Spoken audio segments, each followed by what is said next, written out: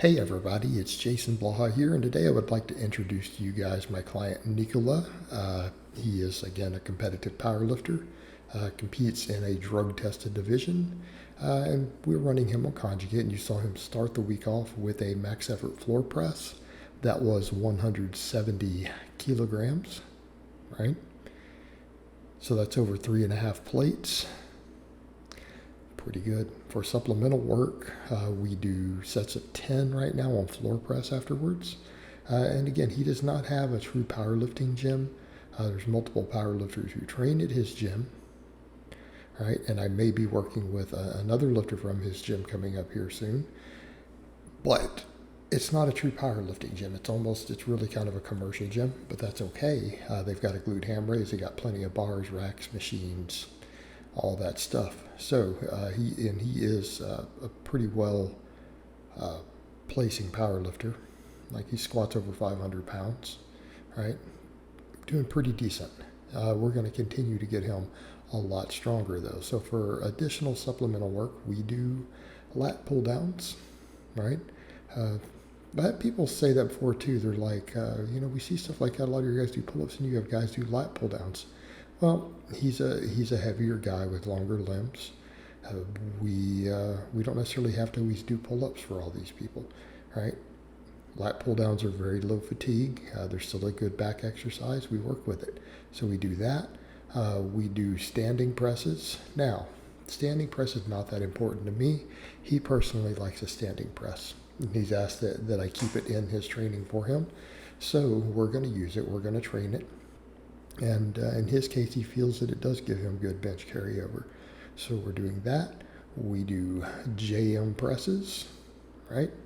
JM presses to keep those triceps strong, and then I have him do some band press downs, right? So again, a lot of pressing supplemental work here. When we factor in the floor presses, JM presses, overhead, tricep work, again, volumes are very high. We don't do a lot of the band press downs or even JM presses. We're keeping the volume moderated on those because, he does all this other stuff, right? He does all these other movements. And so we have to watch the volume on that closely, particularly for a drug-free lifter, just to make sure that we don't overtrain these things. All right, for max effort lower day, we did a box squat. He did 210 kilograms. This is a lifter who is quite a bit stronger at his back squat than his box squat. So this lift tends to be humbling for him. And then I have other clients who you guys have seen who their numbers are very, very similar. They pretty much can box squat the same as they back squat. Those are oftentimes the exception, right? They're oftentimes the exception. All right. For supplemental work, we do seal rows. Now, the question becomes, why seal rows? Why is everything chest supported? We're seeing lat pull downs, we see seal rows. Well, we don't have a lot of the lower body machines and reverse hypers and stuff for him that I might like. So we're going to be doing a lot of good mornings.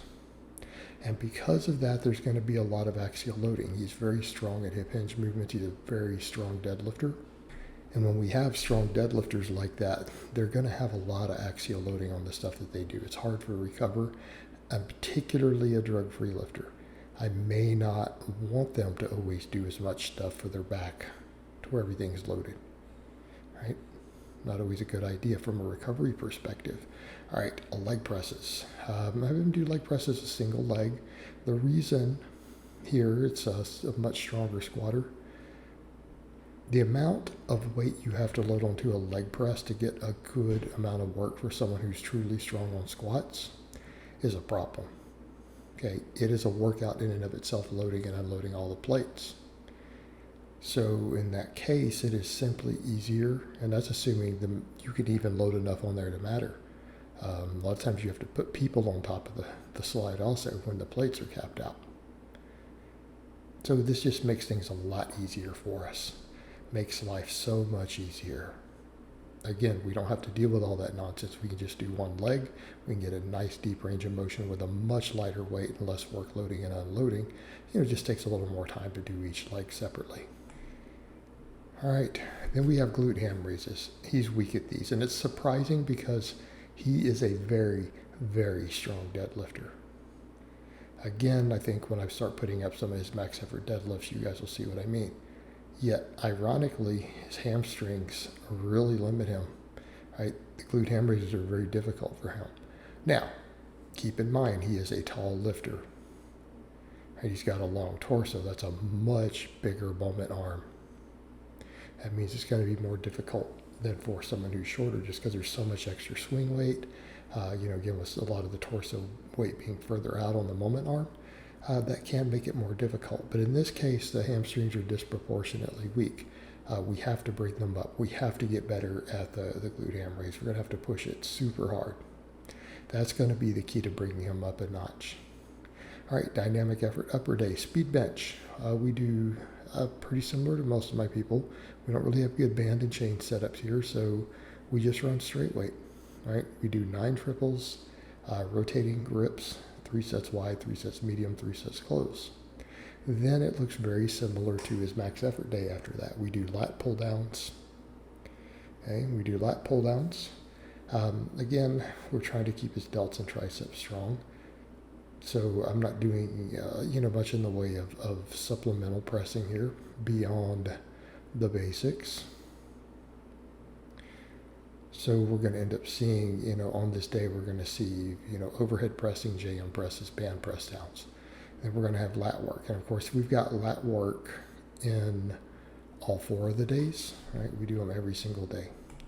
Again, because this is a lifter who I want to get the upper back and middle back wider and thicker. There's definitely some room to grow there.